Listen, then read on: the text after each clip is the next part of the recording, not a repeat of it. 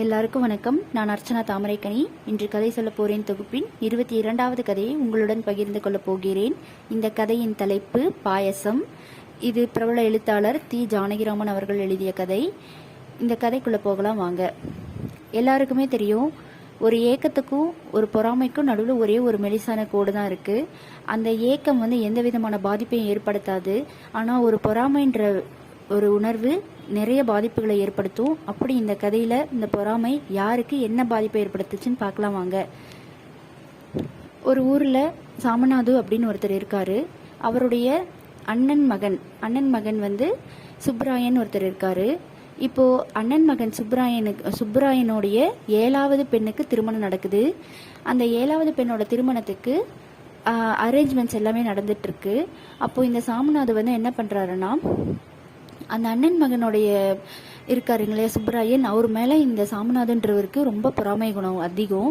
ஏன்னா அவர் நல்லா இருக்காரு அப்படின்னு சொல்லிட்டு தான் இப்போ அவரோட பெண்ணுக்கு தான் கல்யாணம் நடக்குது. அப்போ இவர் என்ன பண்ணுறாருன்னா, விடிய காலையில் எந்திரிச்சு காவேரி ஆற்றின் நடுவில் போய் குளிச்சுட்டு வருவார். அப்போ போயிட்டு குளிக்கிறதுக்காக போகும்போது அந்த கல்யாணத்துக்கு வர நிறைய பேர் அவரை பார்க்குறாங்க. பக்கத்தில் இருக்கிறவங்களையும் இன்ட்ரடியூஸ் பண்ணுறாங்க. அப்போ இவர் என்ன பண்ணுறாருன்னா, ஒரு வெறுப்பை தான் அவர் மேலே கக்குறாரு.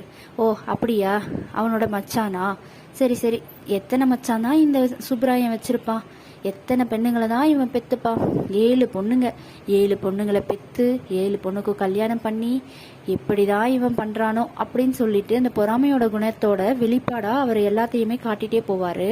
அப்ப போகும்போது அந்த ஒரு பாலம் இருக்கும்.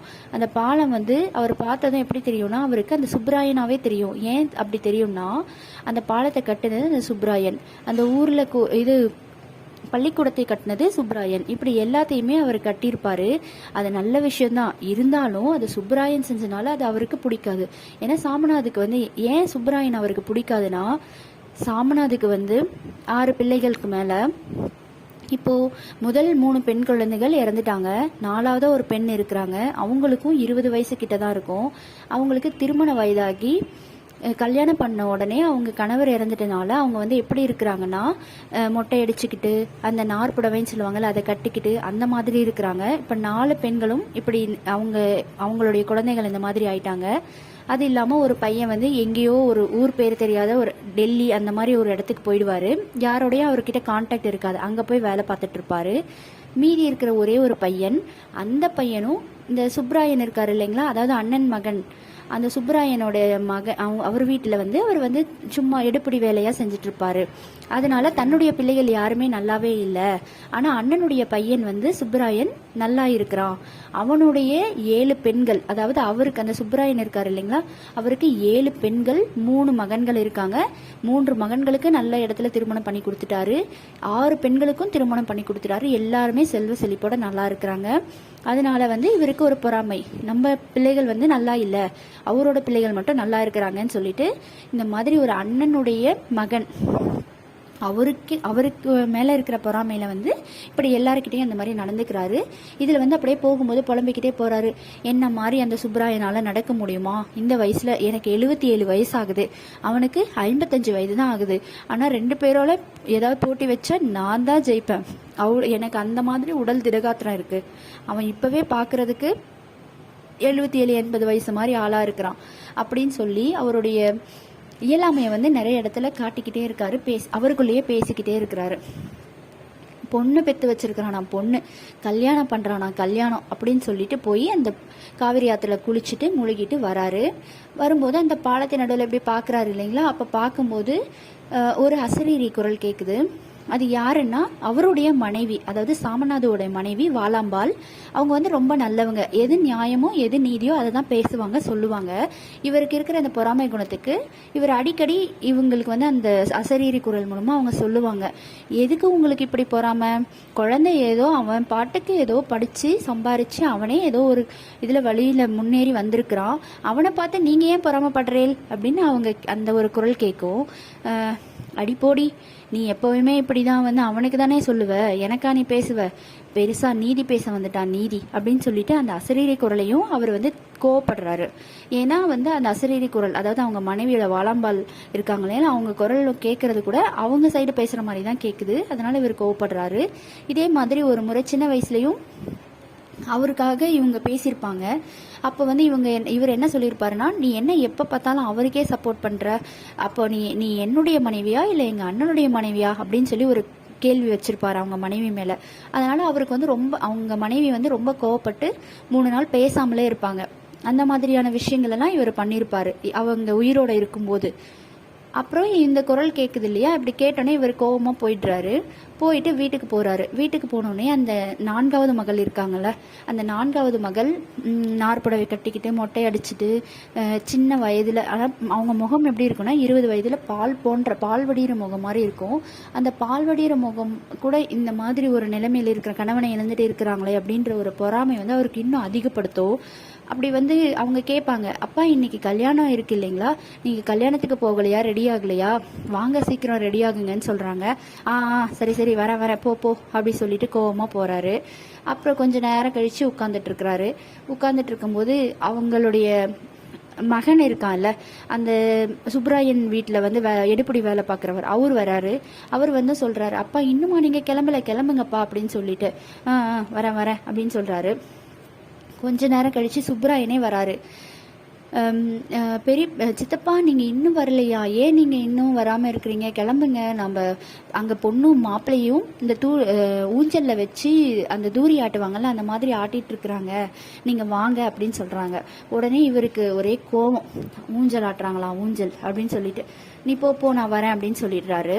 இதுக்கு மேலே நம்ம வெயிட் பண்ண முடியாது, நம்ம எப்படி வெயிட் பண்ணோன்னா அவங்களோட கல்யாண வீட்டுக்கு நம்ம போகல, நம்மளுக்கு ஒரு பொறாமன்றது எல்லாருக்குமே தெரியும்னு சொல்லிட்டு இவரும் ரெடி ஆகிட்டு போகிறாரு. போகும்போது அங்கே போய் அந்த மண்டபத்துக்குள்ளே என்ட்ராகும்போதே அவருக்கு அந்த பொண்ணும் மாப்பிள்ளையும் உட்காந்து அந்த ஊஞ்சலில் ஆட்டுறதை பார்க்கும்போது எப்படி இருக்குன்னா, அந்த தம்பதிகள் வந்து அவ்வளோ அழகாக இருப்பாங்க பார்க்குறதுக்கு. அதுவும் அவருடைய 7வது மகள் திருமணம், நல்ல எல்லாரும் கடைசி திருமணம். அதனால அவர் வந்து ரொம்ப சந்தோஷமாக இருக்கார் அந்த சுப்ராயன். அதை பார்க்குறதுக்கு அவருக்கு ரொம்ப பொறாமையாக இருக்கும். இன்னும் என்னென்னா, அந்த பொண்ணும் மாப்பிள்ளையும் பார்க்குறதுக்கு எப்படி இருப்பாங்கன்னா, சிவனும் பார்வதியும் மாதிரி, விஷ்ணுவையும் லக்ஷ்மியும் மாதிரி இருப்பாங்க. அதை பார்க்குறதுக்கு அவருக்கு சொல்லவா வேணும். இதுக்கு முன்னாடி அந்த வாசிப்பு கேட்டதுக்கே கோவப்பட்டவர், இப்படி சொந்தக்காரங்க கல்யாணத்துக்கு வரும்போது கேட்டதே கோவப்பட்டவர். இதை பார்த்தா அவர் பொறாமப்படாமையா இருப்பார். பொறாமை தீ அதிகமாயிடுது அவருக்குள்ள, கொழுந்து விட்டு எரியுது. யாரை பார்த்தாலும் அவருக்கு பிடிக்கல என்ன அப்படின்னு சொல்லிட்டு, அப்புறமா கோவமா அப்படியே பார்த்துட்டு வேகமாக உள்ளே போயிடுறாரு. கல்யாணம் பண்ணுறானா கல்யாணம் அப்படின்னு சொல்லிட்டு உள்ளே போன உடனே அங்கே பார்த்தா விதவிதமான சமையல் எல்லாம் ரெடி ஆகிட்டு இருக்கு. அங்கே சமையல் பண்ணுற யாருமே அங்கே இல்லை. ஏன் அங்கே யாரும் இல்லைன்னா, அந்த பொண்ணு மாப்பிள்ளையே அவ்வளோ அழகாக இருக்கிறாங்க. அங்கே என்னென்ன விளையாட்டுக்கள் அவங்களுக்கு வைக்கிறாங்கன்றதை பார்க்கறதுக்காகவே அங்கே சமையல் வேலை செஞ்சுட்டு இருந்த எல்லாருமே சமையலை சீக்கிரமாக முடிச்சுட்டு அங்கே போய் அந்த பொண்ணையும் மாப்பிள்ளையும் பார்த்துட்டு இருப்பாங்க. அந்த நேரத்தில் ஒரே ஒரு பையன் மட்டும் ஒரு வெள்ளரிக்காய் கட் பண்ணிட்டு இருப்பான், சின்ன பையன், அவன் மட்டும் இருப்பான். இவர் அப்படியே உள்ள நகர்ந்து போவார். அங்கே பார்த்தா ஒரு பெரிய திண்டு மாதிரி இருக்கும், அந்த திண்ணைன்னு சொல்லுவாங்கள்ல, அது அந்த திண்ணை மேலே பெருசாக ஒரு 4-5 பேர் சேர்ந்து வச்ச ஒரு பெரிய பாத்திரம் இருக்கும். அந்த பாத்திரத்தை இவர் பார்ப்பார் எட்டி.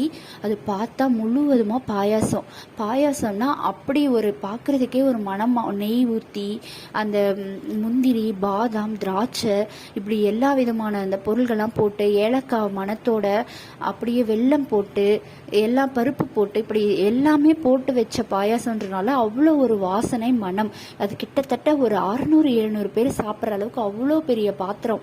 எப்படி இதை இந்த திண்டு மேலே தூக்கி வச்சிருப்பாங்க அப்படின்னு அவர் யோசிக்கிறாரு. அப்படியே யோசிக்கிட்டே என்ன பண்ணுறாருன்னா, ஒரு 4-5 பேராவது தூக்கி வச்சிருப்பாங்க குறைஞ்சபட்சம், இல்லை இந்த பக்கம் 3 அந்த பக்கம் 3ன்னு குறைந்தபட்சம் 6 பேராவது தூக்கி வச்சிருப்பாங்கல்ல. தூக்கி வைக்கிறது பல்லக்கு மாதிரி 6 பேர் தூக்கி வச்சிருப்பானுங்க. ஆனால் ஊத்துறதுக்கு ஒரு ஆள் போதும்ல அப்படின்னு சொல்லிட்டு அவருடைய கோவத்தோடைய அந்த பொறாமையோட வெளிப்பாடா அந்த பெரிய பாத்திரம் இருக்குல்ல, பாயச பாத்திரம், அதை தள்ளி விட்டுருவாரு 2 கையை வச்சு. தள்ளி விட்ட உடனே அந்த பாயச பாத்திரம் அப்படியே கீழே போய் விழுந்துரும். விழுந்த உடனே அதில் இருக்கிற பாயசம் எல்லாமே அப்படியே அந்த சாக்கடையை நோக்கி வலிஞ்சு ஓடும். அந்த வலிஞ்சு ஓடுறத பார்த்துட்டு இவர் ரொம்ப சந்தோஷப்படுவார். அவ்வளோதான், எல்லாம் கொட்டிருச்சு அப்படின்னு சொல்லிட்டு. அந்த பாத்திரம் விழுந்த சத்தத்தை கேட்டு அந்த ஒரு சின்ன பையன் இருக்கான்ல, அவன் வந்துடுவான். தாத்தா என்ன பண்ணிட்டேல், இப்படி பண்ணிட்டேலே, என்ன தானே எல்லாரும் கேட்பாங்க அப்படின்னு சொல்லுவான். ஆமாம் உன்னை கேட்பாங்க, அது பாயசம் இல்லை, எலி பாசானம், அதில் எலி விழுந்து கிடந்துச்சுடா முட்டாளே, அதனால தான் நான் அதை கீழே தள்ளினேன் அப்படின்னு சொல்கிறாரு. ஒரு ஒரு எகத்தாளமாக அந்த மாதிரி சொல்கிறாரு, ஒரு சந்தோஷத்தோட வேற சொல்கிறாரு. நான் அதனால தான் அதை கீழே தள்ளினேன், அது இப்போ என்ன.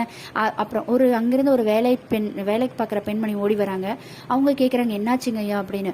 ஆமாம், அதில் எலி விழுந்து கிடந்துச்சு, அதெல்லாம் நீங்கள் சாப்பிட்ருந்தா நீங்கள் வந்து பாயசம் குடிச்சிருக்க மாட்டீங்க, எலி பாசனத்தை குடிச்சிருப்பீங்க, உங்களை நான் தான் காப்பாற்றிருக்கேன் அப்படின்னு சொல்லிட்டு ஏதோ ஒன்று சமாளித்து அப்படி வெளியில் வராரு. வெளியில் வரும்போது அந்த அவங்களுடைய பெண் இருக்கிறாங்க இல்லையா, அந்த 4வது பெண் கணவனை இழந்துட்டு மொட்டை அடிச்சுக்கிட்டு நார் புடவைன்னு சொல்லுவாங்களா, அதை கட்டிட்டு இருப்பாங்களா, அவங்க அங்கே நின்று பார்க்குறாங்க. அப்பாவை அவங்களுக்கு நல்லா தெரியும்ல, அப்பா வந்து எந்த குணத்தில் அந்த மாதிரி பண்ணார் அப்படின்னு சொல்லிட்டு, எதுக்குப்பா இப்படி பண்ணுறீல, ஒரு கல்யாண வீட்டில் கூட இப்படி பண்ணுறீலே அப்படின்னு கேட்பா. அப்படி கேட்க வந்து உனக்கு என்ன, நோக்கு என்னடி, உனக்கு என்ன பிரச்சனை, நீ போய் உன்னுடைய வேலையை பாரு அப்படின்னு சொல்கிறா. உடனே அப்படி சொல்லும்போது, ஏன்ப்பா இப்படி பண்ணுறீங்க, இதெல்லாம் நல்லாவா இருக்குது, அவர் உங்களுடைய அண்ணன் பையன் தானே, நீங்கள் அவருக்கு எவ்வளோ பண்ணியிருக்கிறீர், நீங்கள் வந்து அவரை சின்ன வயசில் படிக்க வச்சிங்க, அதுலேயும் பாதியிலே படிக்க வச்சுட்டு விட்டுட்டீங்க, இதெல்லாம் அம்மா சொல்லியிருக்கா எனக்கு அப்படின்னு சொல்கிறா. அப்படி சொல்லும்போது, ஆமாம் ஆமாம், அவனை படிக்க வச்சு பாதியில் இது பண்ணிட்டேன், இப்போ என்ன அதுக்கு அப்படின்னு சொல்லிட்டு கோவமாக அப்படியே பார்த்துட்டு கொஞ்ச நேரம் கழித்து அந்த பொண்ணோட முகம் வந்து அப்படியே மாறிடுது. அந்த பொண்ணோட முகம் வந்து முதல்ல சொல்லியிருப்பாங்க இல்லையா, ஒரு பால் வடிகிற முகம் மாதிரி இருக்கும், ஒரு 20 வயசான பெண்ணு தான் அவங்க, அவ்வளோ அழகாக இருப்பாங்க பார்க்குறதுக்குன்னு. அந்த முகம் வந்து அப்படியே கோரமாகவும் கோபமாகவும் மாறிடுது அவங்க அப்பாவுடைய செயலை பார்த்துட்டு.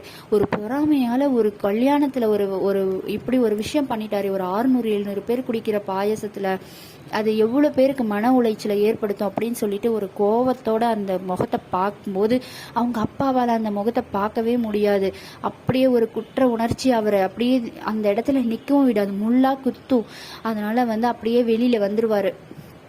வெளியில் வந்து அந்த குற்ற உணர்ச்சியை யோசிச்சுட்டே இருப்பார். அப்புறம் அவங்களுடைய மனைவியும் யோசிப்பார், வாலாம்பால் நீ மட்டும் என் கூட இருந்திருந்தா நீ என்னுடைய இதுதான் நீதி, இதுதான் கரெக்டு, இதுதான் தப்புன்னு சொல்லி இருந்திருப்பியே, இப்படி என்னை விட்டு போயிட்டேம்மான்னு அப்படியே அந்த நேரத்தில் எதையோ யோசிக்கிறாரு. அவங்க மனைவியை பற்றி யோசிக்கிறாரு, செஞ்ச தவறை பற்றி யோசிக்கிறாரு, பொறாமையை பற்றி யோசிக்கிறாரு, அவங்களுடைய மகளுடைய முகத்தை பற்றி யோசிக்கிறாரு, அவங்க எப்படி அவரை பார்த்தாங்கன்றத. அந்த இதில் வந்து அவருடைய குற்ற உணர்ச்சி அவரை ரொம்ப கொல்லாமல் கொல்லுன்னு சொல்லுவாங்கள்ல, அந்த மாதிரி கொல்லுது, முள்ளு மாதிரி அவருக்கு குத்துது. இப்படி இந்த கதையை முடிச்சிருப்பாங்க. இதுதான் இந்த பொறாமை குணத்தோட வெளிப்பாடா இந்த கதையில தி ஜானகிராமன் அவங்க சொல்லியிருப்பாங்க. இப்போ ஒரு கதை எழுதுகிறோம் இல்லை ஒரு கதை சொல்கிறோன்னா, அந்த கதையில் ஒரு துப்பாக்கின்ற ஒரு கேரக்டர் வந்ததுன்னா அந்த கடைசியில் அந்த துப்பாக்கியிலேருந்து ஒரு குண்டாவது வெளியில் வரணும் அப்படின்ற மாதிரி சொல்லிப்பாங்க. அதாவது ஒரு கதை நம்ம சொல்கிறோன்னா அதுலேருந்து ஏதாவது ஒரு கருத்தாவது வெளியில் இருக்கணும், அதுலேருந்து ஒரு கருத்தாவது மக்களுக்கு புரியணும் அப்படின்றது தான் இன்டைரக்டாக சொல்லியிருப்பாங்க. அந்த மாதிரி இந்த கதையில் தி ஜானகிராமன் அவர்கள் என்ன சொல்கிறாங்கன்னா, பொறாமையால் அந்த தாத்தாக்கு சந்தோஷம் கிடைச்சிருச்சுன்னு சொல்லலை, பொறாமையால் அந்த தாத்தாக்கு குற்ற உணர்ச்சி தான் மேலும் அதிகமாகிடுச்சுன்னு சொல்கிறாரு. ஆல்ரெடி அவருக்கு தன் பிள்ளைகள் நல்லா இல்லைன்றதுல ஒரு வருத்தம் இருக்குது.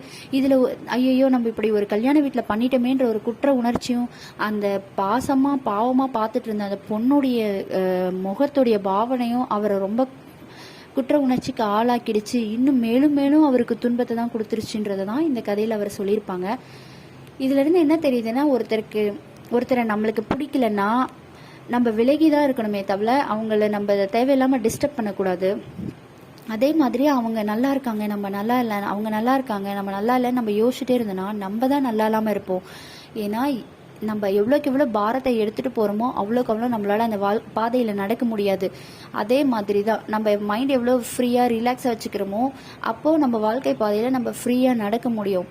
மேலும் மேலும் பொறாமை, கோபம், வக்ரம் இந்த மாதிரி தேவையில்லாத வெயிட்டை நம்ம சேர்த்துக்கிட்டே போனால் நம்மளால் அதெல்லாம் தூக்கிட்டு நடக்க முடியாது இந்த வாழ்க்கை பாதையில். அதுதான் இந்த கதையில் தி ஜானகிராமன் அவர்கள் தெளிவாக சொல்லியிருப்பார்.